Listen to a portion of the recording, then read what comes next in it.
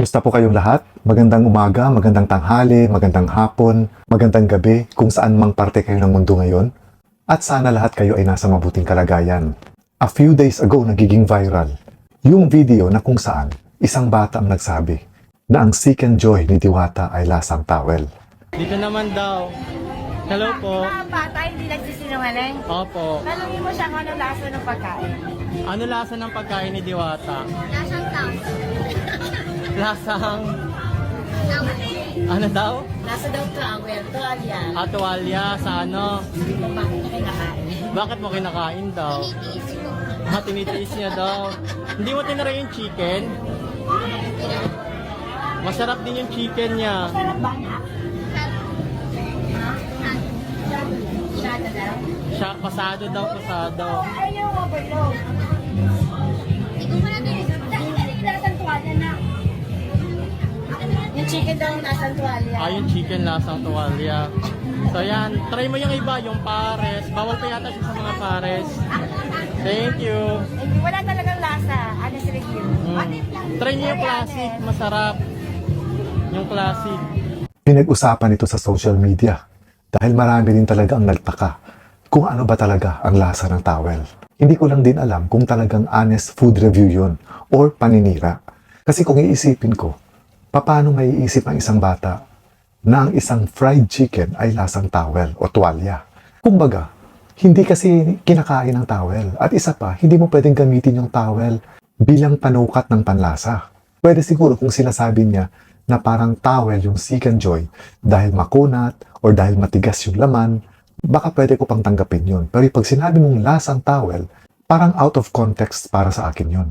Kasi pag sinabi nating lasa, may kinalaman ito kung matabang, matamis, maalat, maanghang, mapait. Yun ang mga sari-saring panlasa. Pero pag sinabi mong lasang towel, talagang mapapaisip ka. Natikman ba talaga niya ang towel? At dahil din dun sa ginawa ng nanay niya, parang ang mas nakakaawa tuloy ngayon ay yung bata. Dahil kumbaga, siya yung nagbabash. Dahil parang sinasabi ng mga nakapanood, kung ang pinapakain ba daw dun sa bata ay towel. Or kung niluluto ba ang towel sa bahay nila at masabi ng anak nila na ganun yung lasa ng isang pagkain na fried chicken. Although naniniwala ako, merong individuality. May kanya-kanyang panlasa ang bawat isa sa atin. Pero, para kasi hindi makatotohanan ng isang fried chicken, siguro kahit pa gaano ito kawalang lasa, hindi ito maglalasang towel. Kasi nga ang towel hindi pagkain. So, ibig sabihin, hindi ito magkakaroon ng anumang lasa.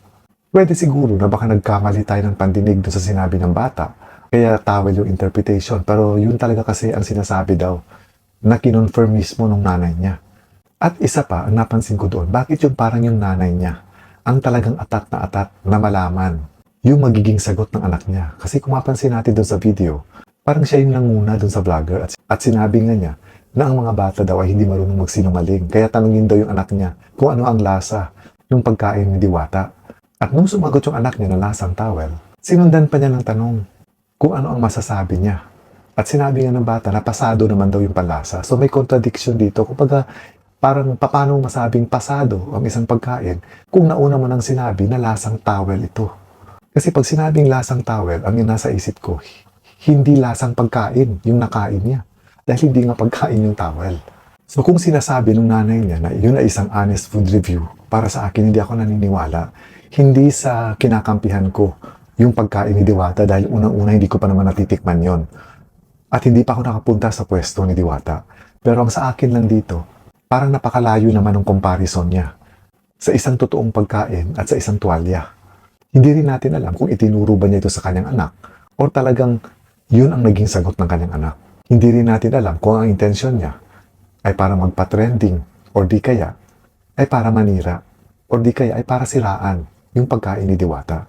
Walang makapagsasabi nito. Hindi rin natin siya pwedeng husgahan dahil meron nga tayong tinatawag na individuality, sabi ko kanina. May kanya-kanya tayong panlasa. Yun nga lang, parang unbelievable yung comparison between sa isang pagkain at sa isang hindi pagkain. Siguro kung sinabi niya na walang lasa, matigas, makunat, hindi crispy or malansa, kung mga ganun siguro yung sinabi ng bata, kapani-paniwala pa. Kasi paano masasabi ng nanay na yun ay isang food review kung hindi naman siya nagbigay ng detalye? Except, sinabi lang niya na walang lasa at lasang tuwalya, sabi ng anak niya. So, paano natin masasabing food review yun? Hindi yun food review. Yun ay isang komento. Isang komento na ang dating ay may bahid ng mali siya. Ganon yung naging dating din sa akin. Well, anyway, nakarating din pala ito kay Diwata at napanood niya. So, sa isang vlog niya, tinawanan lang ito ni Diwata. Kumbaga, hindi siya nagpa-apekto dito. So, panoorin natin ito. Sige, go. Kadiyot lang jud kaayo. Kadyot lang ba? Kadyot. Kasi galing kami sa kadyot. 1, 2, 3. Sa panas lang. Thank you very much. Okay. Thank you. Ito isa pa. Asan pa? Anong in-order mo? Ano, sisig na masarap. Sisig at saka Paris overload. overload. Ayan, very good. Tapos Loaded nag-take out ang pa sila. sarap. Loaded From ang 1 to 10, anong ratings? 10. Anong masasabi mo doon sa may nag-content dito na lasang basahan daw? O, lasang towel? Hayaan mo na at least masarap ka. Hindi kasi Oh, ako, masarap ang hindi kasi ang pagkain. comment ko lang, hindi ko siya masasabi kasi hindi pa naman ako nakatikim ng towel kung anong lasa. Ikaw nakatikim ka na ba? Wala pa. Anong lasa din sa towel? Oh my God. Hayaan mo na kasi meron dito ako nakita, nag-content na lasang towel daw. It's Eh, hindi ko okay. din naman, hindi ako makapag-react kasi hindi ko makumpara dahil hindi ko alam kung anong lasa ng towel. Hindi pa ako nakakain kasi talaga ever since. It's your, Appreciate the people who appreciate. Yes. maraming salamat po. Appreciate the people who appreciate nyo. Akala nyo naman, naintindihan nyo as Tagalog, saring lang. Laban mga Bisaya. Laban! Laban mga Bisaya. Thank you. Okay. Sige. Well, tama rin naman yung reaction ni Diwata na kumbaga dead ma siya at hindi siya apektado dito. Dahil kumbaga nung araw na yun, hindi lang naman yung pamilyang yun ang nandoon para kumain sa pwesto niya.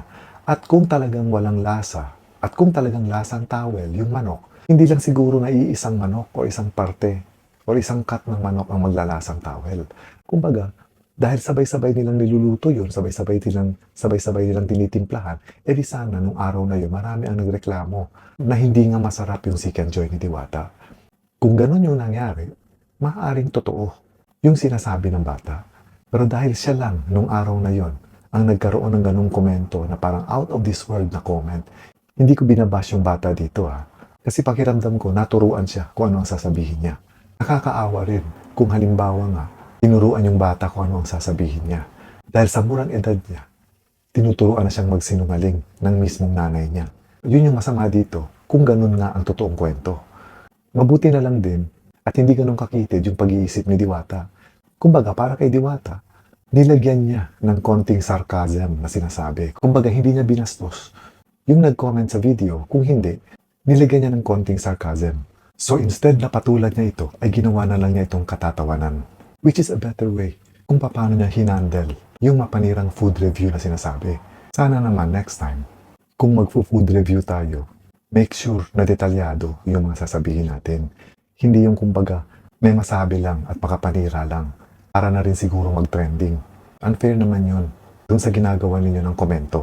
Although karapatan din ng isang tao ang magsalita kung ano yung talagang panlasa niya or kung ano talaga yung nakita niya or kung ano talaga ang totoong naramdaman niya. Which is sa case na ito, yung totoong panlasa niya. Pero sana naman, believable. Hindi yung parang unbelievable na parang out of this world yung comparison. Kasi instead na makuha mo yung loob o mapaniwala mo yung mga makakapanood ng video, ay ikaw pa yung pagtatawanan. Dahil hindi makatotohanan yung mga sinasabi mo. And this is all for now, mga kaibigan. Again, maraming salamat ulit sa inyong panunood. Have a pleasant weekend, everyone. Ingat po kayo lagi. Amping mo kanunay and God bless.